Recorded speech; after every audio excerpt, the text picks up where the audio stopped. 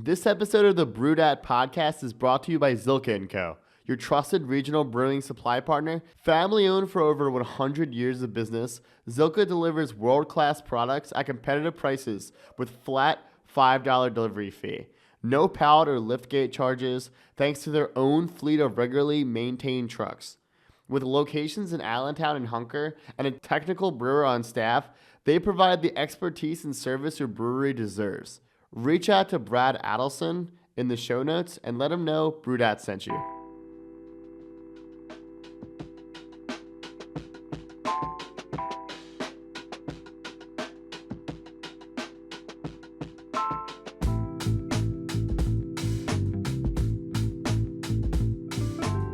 Welcome back to the Brewdat podcast. I'm your host, Richie Tevlin. Today we have on another very special guest, Governor of Pennsylvania, Mr. Josh Shapiro, to talk about the new tariffs and how they're going to affect Pennsylvania breweries and small local businesses.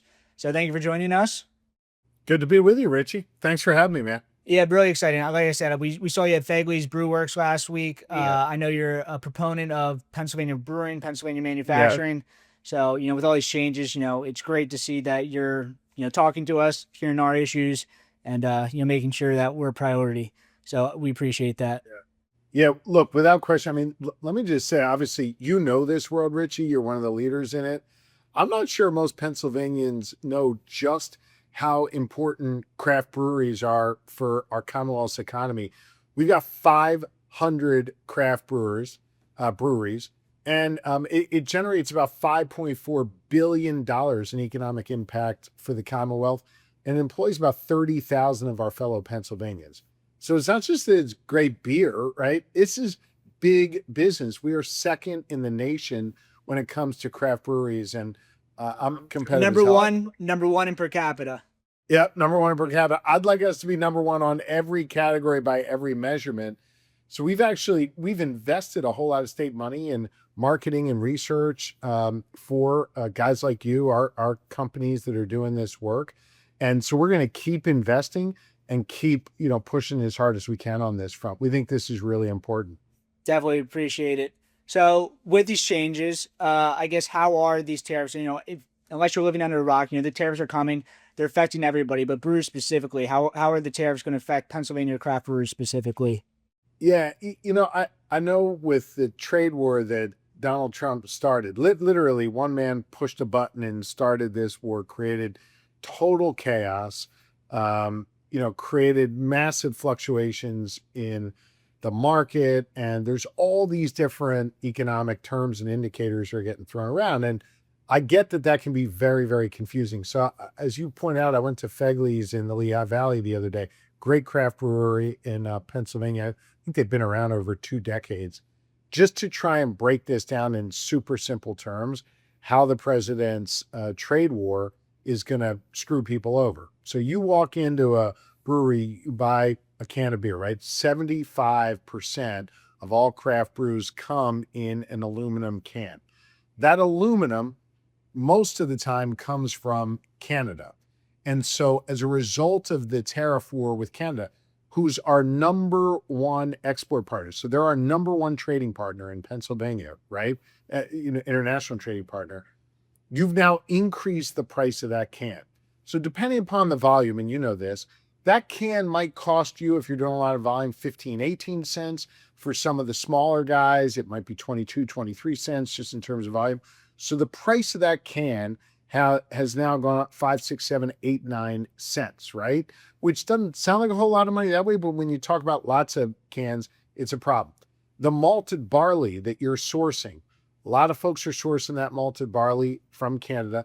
Those who are sourcing it domestically are also having problems because the domestic markets are all roiled right now. And so prices are going up domestically as well. So the biggest ingredient, that malted barley, that's gone up in price as well.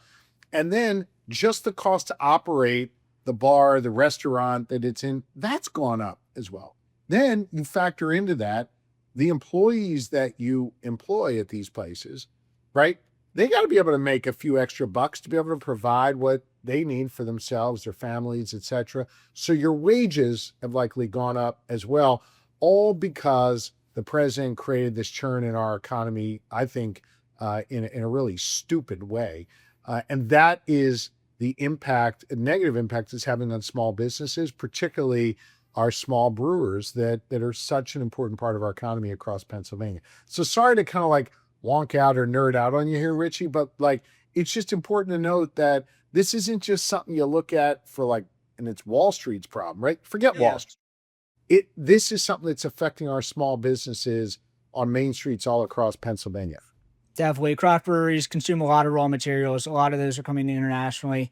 And there's tons of parts, different sections of the supply chain that are going to be affected by this. It's not just the obvious aluminum, malt, but then further down, a couple months from now, like we might see some other things similar to how, COVID, that happened like 2 years, further down the line. It feels kind of the same way. Yeah. And I'll add one more thing. Richie, you run great business right along the Parkway, and, you do great work there. You probably, and I don't want to personalize this on you, but any small business owner probably thinks about, okay, I made a buck. Do I reinvest that buck in my business? Do I expand? Do I hire more people? Do I produce more beer, whatever? Or do I put that buck in my pocket and save it? And what we're seeing more and more of now in our business community is because of the chaos Trump created, they're taking that buck that they made and they're putting it in their pocket and they're keeping it there because they're worried about the future.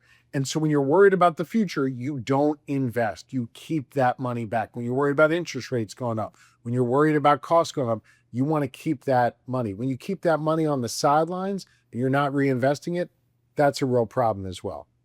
Exactly. And that kind of goes into our second question. Like, a lot of the access to capital for these small businesses, a lot of the larger breweries, a lot of the macro breweries, large regional breweries, they have the ability to then lock in long-term deals or, preemptively buy certain things.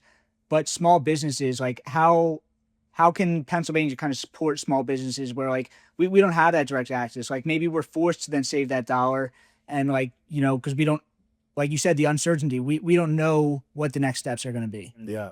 So we've been investing in our small businesses. I mentioned before, we invested specifically in craft brewers to help them both with the science of making the beer as well as the marketing to get folks to show up. We have invested $20 million this year alone in our main streets, where if you look at the vast majority of those 500 craft brewers, they're along our main streets in different parts of Pennsylvania. Obviously, a main street in Philly, where you are, looks a whole lot different than a main street in Lancaster, where I was just a few hours ago. But that's where a lot of these, small businesses are. They're along our main streets. We put 20 million bucks into that. We've put a lot of money into marketing from a tourism perspective to bring someone to Philly. And while they're in Philly, of course, check out the art museum, go to a Phil's game or Birds game or whatever, but then make sure that their nightly plans or their plans at night involve going to one of our small breweries as opposed to maybe one of the kind of big box places, no offense to them. And so we're promoting that as much as we can. We have seen, prior to Trump taking office and starting this trade war, we were seeing business grow in that space.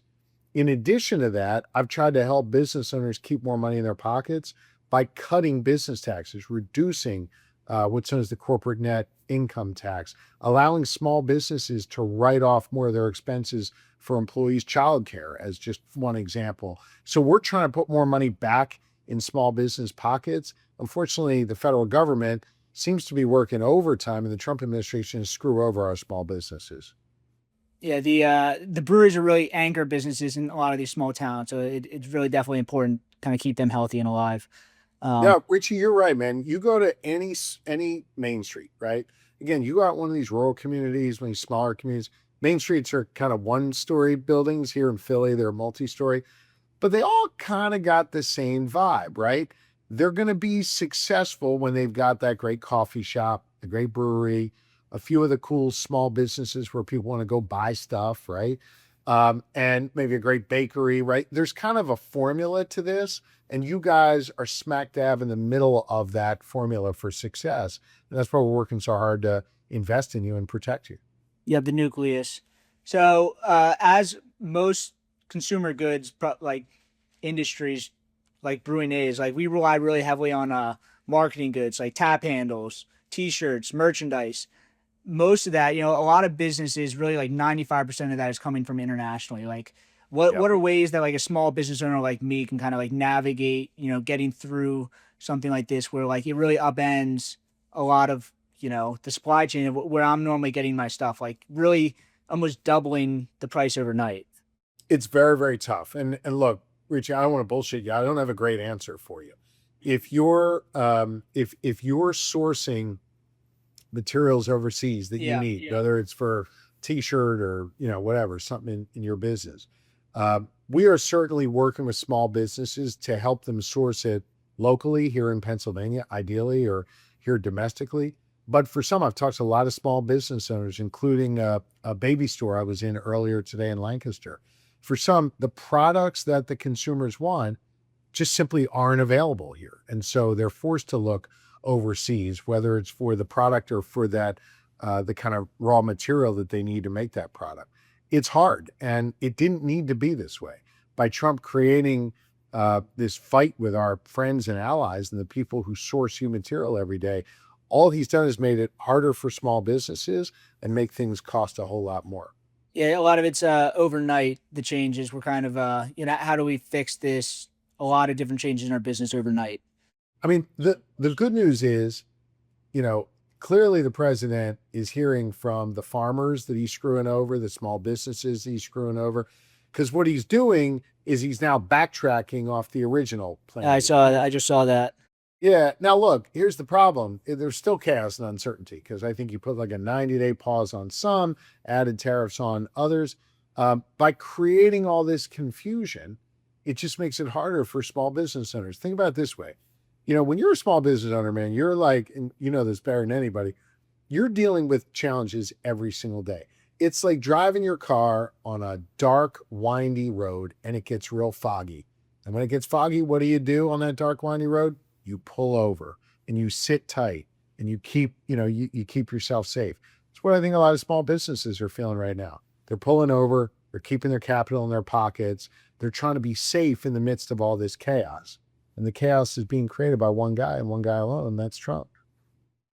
Yep. So kind of push forward, see what we're doing. And then looking ahead, I mean, there's a lot of negative here, but looking ahead, how can Pennsylvania support us? Like, how can Pennsylvania move forward and kind of make this, build our businesses? Like, what can Pennsylvania do for us? Richie, we're going to keep doing what I've already been doing, what I've got a proven track record doing for my last 2 years as your governor. Cut small business taxes, invest in marketing our small businesses, investing in our main streets, helping source for, businesses like yours, materials directly from farms in Pennsylvania. We've got a really strong track record of doing that. And so continuing that cycle, in some cases, training up the employees that you need with specialized skills to be able to work the machinery in your breweries or other small businesses, doing more on the workforce development side. And to be clear, Richie, this isn't like something I'm hoping to do. This is something I've done as governor. These are things we've delivered on. And things have been working really, really well until these tariffs came along and created the havoc that we're seeing right now. Yeah, definitely. And Pennsylvania has been known to be a great manufacturing state. And it still is. We're going to get through this. Just got to kind of figure out how to navigate it. But exactly. Again, I appreciate your support. I appreciate you coming on today. I know that you have been, front and center and like supporting Pennsylvania craft breweries. So from the industry side, we appreciate it. Absolutely, man. We got your back. You guys are a really, really, really important part of our economy. And I wish you success in your business, and let me know how I can help. Definitely. We'll do. You got it. See ya. Yep. See ya.